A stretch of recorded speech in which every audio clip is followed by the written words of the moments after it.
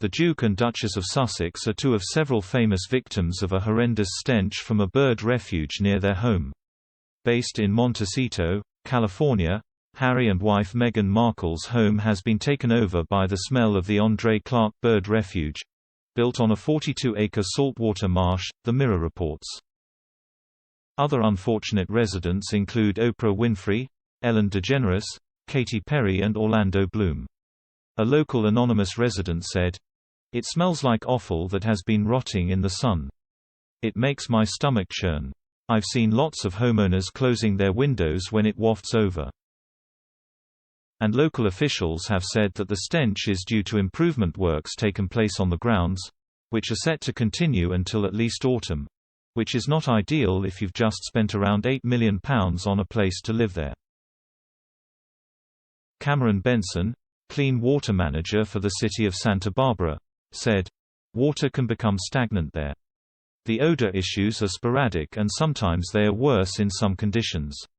Our goal is to improve water quality and wildlife habitat there."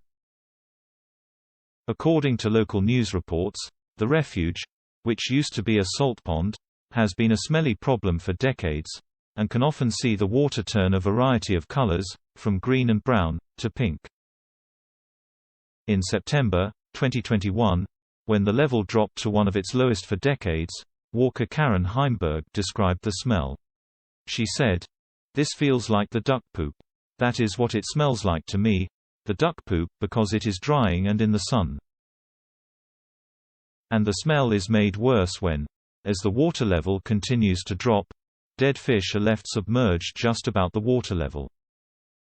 Goleta Public Works Director Charlie Eberling told Newspress.com last year, "Lakes in the area such as the Andree Clark Bird Refuge in Santa Barbara and Lake Los Carneros have experienced high algae growth and die-off in the past, especially in years with low rainfall rates.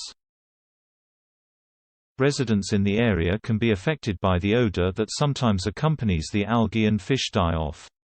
The best way to resolve the condition is wet rainy years that tend to flush the lakes and keep the algae growth relatively low.